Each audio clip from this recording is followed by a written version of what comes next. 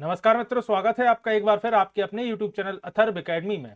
दोस्तों, ये हमारी आरआरबी 2024 की विभिन्न परीक्षाओं के लिए स्पेशल सीरीज के अंतर्गत केमिस्ट्री की 9वीं क्लास है, जिसमें आज हम देखेंगे परमाणु संरचना, एटॉमिक स्ट्रक्चर के अंतर्गत समस्थानिक, सम न्यूट्रॉनिक एवं रेडियो सक्रियता से संबंधित कुछ काफी महत्वपूर्ण प्रश्नों को। तो वीडियो को पूरा जरूर देखिएगा। आज की वीडियो का पहला प्रश्न है, कण बोसेन नाम का संबंध किस नाम से है? ऑप्शन है J C Bose, S N Bose, Isaac Newton या अल्बर्ट आइंस्टीन। तो याद रखिएगा, कण बोसोन नाम का संबंध एस एन बोस से है, तो ऑप्शन नंबर 20 का सही जवाब होगा। अगला प्रश्न है, कितने प्रकार की क्वांटम संख्या होती है? तो याद रखिएगा, क्वांटम संख्या की संख्या होती है 4, यानी कि 4 प्रकार की क्वांटम संख्याएं होती हैं। अगला प्रश्न है, चक्रण क्वांटम संख्या के कितने मान संभव होते हैं? तो याद रखिएगा, चक्रण क्वांटम संख्या के 2 मान संभव हैं, तो ऑप्शन नंबर ए इसका सही जवाब होगा। अगला प्रश्न है, निम्नलिखित में से किस तत्व की परमाणुकता 1 होती है? ऑप्शन है गंधक यानी कि सल्फर, ऑक्सीजन, क्लोरीन या आर्गन। तो याद रखिएगा, परमाणुकता 1 पूछा गया है, जो कि होती है आर्गन की, तो ऑप्शन नंबर डी इसका सही जवाब होगा। अगला प्रश्न है, 52 ग्राम हीलियम में मोलों की संख्या कितनी होती है? तो याद रखिएगा, इसको 4 से भाग देंगे तो 52 ग्राम हीलियम में मोलों की संख्या होती है 13, तो ऑप्शन नंबर 20 का सही जवाब होगा। अगला प्रश्न है, किसी तत्व की द्रव्यमान संख्या किससे संदर्भित की जाती है? ऑप्शन है प्रोटॉन की संख्या से, न्यूट्रॉन्स की संख्या से, प्रोटॉन और न्यूट्रॉन की संख्या से या इलेक्ट्रॉन और प्रोटॉन की संख्या से। तो याद रखिएगा, किसी तत्व के द्रव्यमान की संख्या प्रोटॉन और न्यूट्रॉन की संख्या से प्रदर्शित या संदर्भित की जाती है, तो ऑप्शन नंबर सी इसका सही जवाब होगा। अगला प्रश्न है, रसायन शास्त्र में कौन सी वस्तु है जिससे छोटे सरल रासायनिक वस्तुओं में विभाजित नहीं किया जा सकता तथा वह एक प्रकार के अनुक्रमों से बनी होती है? ऑप्शन दिया गया है कंपाउंड, तत्व यानी कि एलिमेंट, गैस या मिश्रण यानी कि मिक्सचर। तो याद रखिएगा, तत्व ऐसे वस्तु होती है, ऐसे एलिमेंट्स होते हैं जिसके छोटे सरल रासायनिक वस्तुओं में विभाजित नहीं किया जा सकता और वह एक प्रकार के अनुक्रमों से बनी होती है। तो इसका सही जवाब होगा ऑप्शन नंबर बी, तत्व या एलिमेंट्स। अगला प्रश्न है, रसायन शास्त्र में उस मिश्रण को क्या कहते हैं जो समरूप हो तथा जिसके अवयवों को आसानी से पहचाना नहीं जा सकता? ऑप्शन में दिया गया है शुद्ध वस्तु, यौगिक, समरूप या भिन्न। तो याद रखिएगा, उन्हें समरूप यानी कि होमोजीनियस कहा जाता है, तो ऑप्शन नंबर सी इसका सही जवाब होगा। अगला प्रश्न है, किसी तत्व की परमाणु संख्या किससे संदर्भित की जाती है?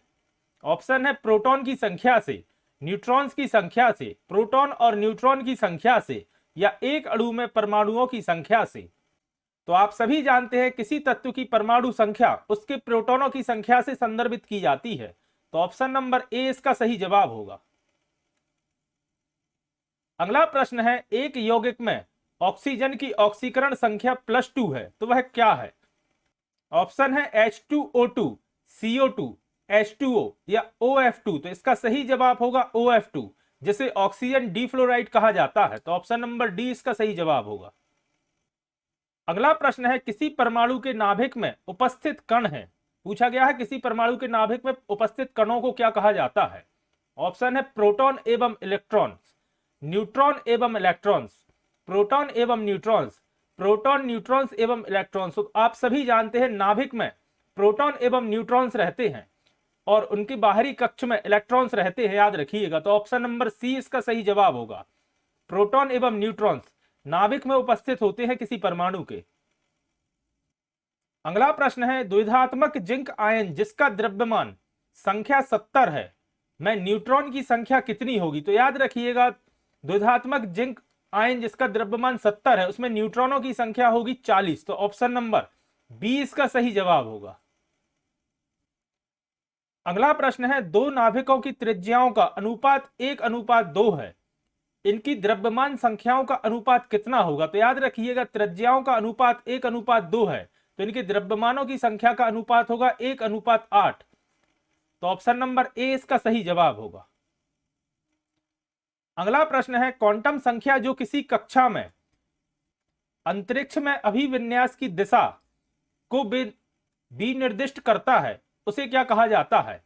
ऑप्शन है मुख्य क्वांटम संख्या, कक्षीय क्वांटम संख्या, चुंबकीय क्वांटम संख्या या प्रचक्रण क्वांटम संख्या। तो याद रखिएगा उसे कक्षीय क्वांटम संख्या कहा जाता है। तो ऑप्शन नंबर 20 का सही जवाब होगा। अगला प्रश्न है नाभिक की खोज रदरफोर्ड ने किन कणों की सहायता से की थी? ऑप्शन है अल्फा कण, बीटा कण, यहां मिसप्रिंट है गामा कण या एक्स कण। तो याद रखिएगा नाभिक की खोज रदरफोर्ड ने अल्फा कणों की मदद से की थी। तो ऑप्शन नंबर ए इसका सही जवाब होगा। और यह दोस्तों काफी महत्वपूर्ण प्रश्न है, पहले कई एग्जाम से पूछा जा चुका है। अगला प्रश्न है परमाणु भार का अंतरराष्ट्रीय मानक क्या है? ऑप्शन है ऑक्सीजन 16, नाइट्रोजन 14, कार्बन 12 या हाइड्रोजन 1। तो याद रखिएगा परमाणु भार का अंतरराष्ट्रीय मानक है कार्बन। तो ऑप्शन नंबर सी इसका सही जवाब होगा, कार्बन 12। अगला प्रश्न है रदरफोर्ड ने भौतिकी में किस मूल कण की खोज की थी? ऑप्शन में दिया गया है इलेक्ट्रॉन, प्रोटॉन, न्यूट्रॉन या मेसॉन। तो आप सभी जानते हैं रदरफोर्ड ने भौतिकी में प्रोटॉन की खोज की थी। तो ऑप्शन नंबर 20 का सही जवाब होगा। अगला प्रश्न है तत्व के सबसे छोटे भाग को क्या कहते हैं? परमाणु, इलेक्ट्रॉन, न्यूट्रॉन या प्रोटॉन। तो याद रखिएगा तत्व के सबसे छोटे भाग को पूछा गया है और तत्व के सबसे छोटे भाग को परमाणु कहा जाता है। तो ऑप्शन नंबर ए इसका सही जवाब होगा। और परमाणु के अंदर प्रोटॉन, न्यूट्रॉन और इलेक्ट्रॉन पाए जाते हैं, लेकिन तत्व का सबसे छोटा भाग परमाणु कहा जाता है या परमाणु माना जाता है। अगला प्रश्न है नाभिक के धनावेशित होने की खोज किसने की थी? थॉमसन, रदरफोर्ड, बोर या चैडविक या जेम्स चैडविक। तो याद रखिएगा नाभिक के धनावेशित होने की खोज रदरफोर्ड ने की थी। तो ऑप्शन नंबर 20 का सही जवाब होगा। इसके अलावा याद रखिएगा जेम्स चैडविक ने की थी न्यूट्रॉन्स की खोज, जे थॉमसन ने इलेक्ट्रॉन्स की खोज की थी और रदरफोर्ड ने 1920 में 1920 में प्रोटॉन की खोज की थी। अगला प्रश्न है किन कणों के प्रकीर्णन से नाभिक के आकार का आकलन किया जा सकता है? तो आप सभी जानते हैं अल्फा कणों के प्रकीर्णन से नाभिक के आकार का आकलन किया जाता है। तो इसका सही जवाब होगा ऑप्शन नंबर ए, अल्फा कण। अगला प्रश्न है दो से अधिक समान परमाणुओं से जुड़ने से क्या बनता है? तो याद रखिएगा दो या अधिक समान परमाणुओं के जुड़ने से अणु बनता है। तो ऑप्शन नंबर ए इसका सही जवाब होगा। अगला प्रश्न है कौन सा युग्म सही है? दिया गया है डीडीटी, इसके आगे दिया है रोगाणुनाशक जो कि गलत है। डीडीटी एक कीटनाशक होता है। एलएसडी विषाणुनाशक, एलएसडी एक ड्रग्स होता है, याद रखिएगा। फिर है आरडीएक्स, आरडीएक्स के सामने दिया गया है कीटनाशक, तो यह भी गलत है। आरडीएक्स एक एक्सप्लोजिव होता है जिसका पूरा नाम होता है रिसर्च डेवलपमेंट एक्सप्लोजिव। फिर दिया है टीएनटी, टीएनटी का पूर्ण रूप होता है ट्राई नाइट्रोटाउलिन और जो कि एक विस्फोटक है, यानी कि ऑप्शन नंबर डी इसका सही जवाब होगा। आरडीएक्स एवं टीएनटी याद रखिएगा दोनों विस्फोटक हैं और डीडीटी होता है कीटनाशक। अगला प्रश्न है अल्फा कण क्या है?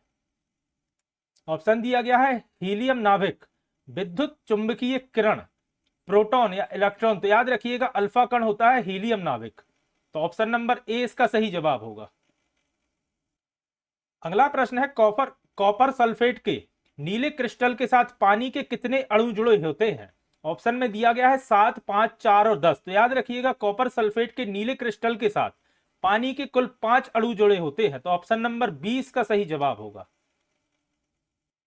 अगला प्रश्न है छोटे से छोटा कण जो रासायनिक क्रिया में भाग लेते हैं वह क्या है? ऑप्शन में है प्रोटॉन, न्यूट्रॉन, अणु या परमाणु। तो याद रखिएगा छोटा सा छोटा कण जो रासायनिक क्रिया में भाग लेता है वह होता है परमाणु। तो ऑप्शन नंबर डी इसका सही जवाब होगा, परमाणु यानी कि एटम। अगला प्रश्न है फोटो इलेक्ट्रॉन निकलते हैं जब, ऑप्शन में है जिंक प्लेट को गर्म करते हैं, जिंक प्लेट को पीटते हैं, जब उपयुक्त आवृत्ति के प्रकाश द्वारा जिंक प्लेट को विकिरण देते हैं, या जिंक प्लेट को उच्च वोल्टेज से उपचारित करते हैं? तो याद रखिएगा फोटो इलेक्ट्रॉन्स निकलते हैं जब उपयुक्त आवृत्ति के प्रकाश द्वारा जिंक प्लेट को विकिरण देते हैं। तो ऑप्शन नंबर सी इस प्रश्न का सही जवाब होगा। अगला प्रश्न है, भारतीय परमाणु विज्ञान के पितामह किसे कहा जाता है? ऑप्शन है होमी जे भाभा, सतीश धवन, सीबी रमन या एस एस भटनागर। तो आप सभी जानते हैं भारतीय परमाणु विज्ञान के पितामह डॉक्टर होमी जहांगीर भाभा को कहा जाता है। तो ऑप्शन नंबर ए इसका सही जवाब होगा, होमी जे भाभा। अगला प्रश्न है, निम्नलिखित में से किसका उपयोग विस्फोटक के रूप में किया जाता है? ऑप्शन में दिया गया है nitroglycerine, graphite, mercuric oxide, phosphorus trichloride. तो याद रखिएगा नाइट्रोग्लिसरीन का प्रयोग विस्फोटक के रूप में किया जाता है। तो ऑप्शन नंबर ए इसका सही जवाब होगा। याद रखिएगा नाइट्रोग्लिसरीन का उपयोग डायनामाइट के लिए किया जाता है या डायनामाइट बनाने के लिए किया जाता है, जो कि एक विस्फोटक है। अगला प्रश्न है, वह तत्व जिसका परमाणु क्रमांक एवं परमाणु भार समान होता है वह क्या कहलाता है? ऑप्शन में ऑक्सीजन, लिथियम, क्लोरीन या हाइड्रोजन।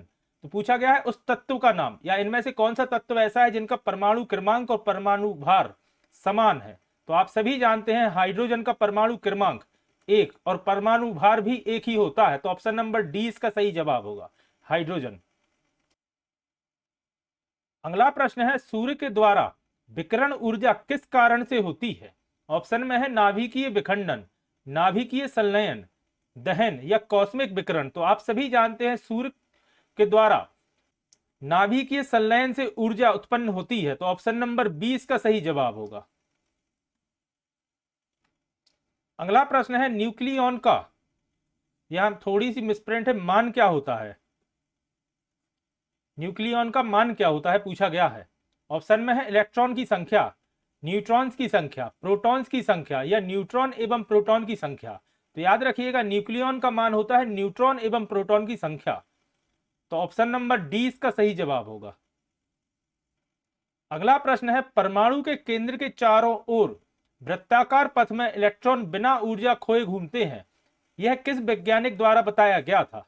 ऑप्शन है J Thomson, James Chadwick, Röntgen या बोहर। तो याद रखिएगा यह बोहर द्वारा बताया गया था कि परमाणु केंद्र के चारों ओर वृत्ताकार आकार में या पथ में इलेक्ट्रॉन बिना ऊर्जा खोए हुए घूमते हैं।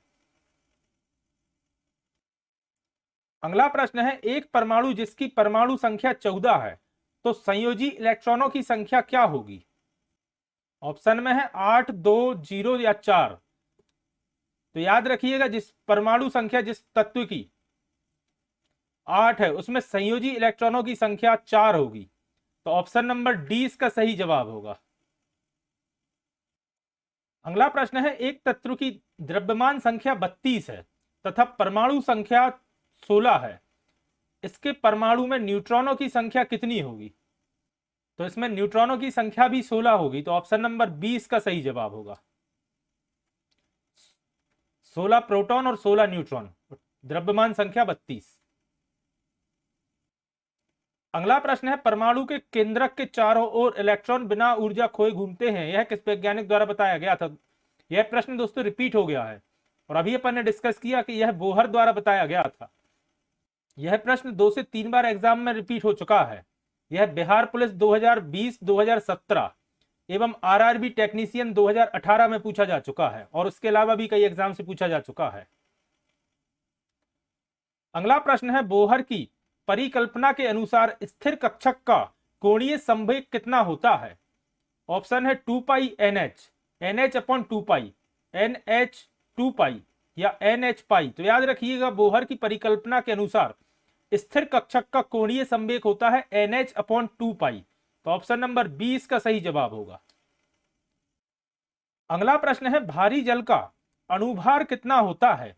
20, 22, 18 या 19। तो याद रखिएगा भारी जल यानी कि D2O का अणुभार होता है 20। तो ऑप्शन नंबर ए इसका सही जवाब होगा।